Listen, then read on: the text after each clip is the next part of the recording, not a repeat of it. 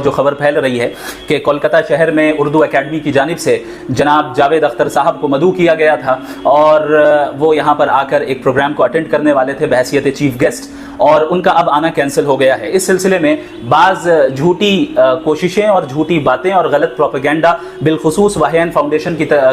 کے متعلق بعض لوگ اور بعض آرگنائزیشنز پھیلا رہے ہیں، اور میں سمجھتا ہوں کہ اس کی وضاحت دینا بہت زیادہ ضروری ہے۔ ابھی ریسنٹلی میرے پاس ایس ایف آئی ڈیلی اور اے پی ڈی آر جیسی تنظیموں کی جانب سے جو پریس ریلیز ہوئی ہے وہ ہم تک پہنچی، جس میں ہم نے یہ دیکھا کہ انہوں نے واہین فاؤنڈیشن کے اوپر یہ جھوٹا الزام لگایا کہ ہم نے گویا کہ کوئی تھریٹ دیا جاوید اختر صاحب کو یا اردو اکیڈمی کو یا گورنمنٹ آف ویسٹ بنگال کو کہ وہ ہر حال میں جو ہے پروگرام کو کینسل کریں اور جاوید اختر صاحب کولکتہ نہیں آنے چاہیے۔ یہ بالکل جھوٹی باتیں۔ اگر آپ ہمارے آفیشیل پریس کانفرنس کو دیکھیں گے جو میرے آفیشیل یوٹیوب چینل مفتی شمائل ندوی میں موجود ہے، آپ پورے پریس کانفرنس میں دیکھ لیں، کہیں ہم نے کوئی ایسی بات نہیں کہی ہے جو قانون کی خلاف ورزی جس میں لازم آتی ہو، اور نہ ہی کوئی ایسی بات کہی ہے جس میں ہم نے کوئی تھریٹ دیا ہو۔ یہاں تک کہ واہین فاؤنڈیشن کا کوئی ڈیلیگیشن، کوئی وفد اردو اکیڈمی کے پاس گیا ہی نہیں۔ کیوں؟ کیونکہ ہمارا جو انداز ہے، اسلوب ہے، وہ علمی اور اکیڈمک ہے۔ ہم نے پہلے ہی اس پریس کانفرنس میں بھی بتایا کہ ہمارا یہ طریقہ نہیں ہے کہ ہم شور ہنگامہ کریں، لڑائی جھگڑے کریں اور مار کاٹ کی بات کریں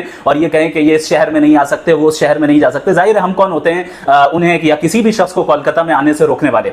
ہم تو چاہتے تھے کہ جناب جاوید اختر صاحب کولکتہ تشریف لائیں، تبھی تو ہماری ان سے ڈیبیٹ ہو پائے گی۔ وہ آئیں، تشریف لائیں۔ ہم نے اس پریس کانفرنس میں یہ بات بھی کہی کہ 1 تاریخ کو ان کا پروگرام ہے، وہ آئیں اور پروگرام کو اٹینڈ کریں، اور اس کے بعد وہ خود ہی بتا دیں کہ کس تاریخ کو وہ ڈیبیٹ کرنے کے لیے تیار ہیں۔ ظاہر ہے اس ملک میں اس بات کی اجازت ہے قانون کے اعتبار سے کہ ہر انسان اپنے اپنے عقیدے اور اپنے اپنے ویو کو فالو کر سکتا ہے۔ اگر انہیں وہ لگتا ہے کہ وہ ایتھیسٹ ہیں اور انہیں ایتھیزم کو فالو کرنا ہے تو وہ لیگلی کر سکتے ہیں اس ملک کے قانون کے اعتبار سے، لیکن اس ملک کا قانون اور اس ملک کا کانسٹیٹیوشن بھی اس چیز کی ہرگز اجازت نہیں دیتا ہے کہ کوئی بھی عقیدے والا دوسرے کے خداؤں کو برا بھلا کہے۔ یہ دراصل جو ہے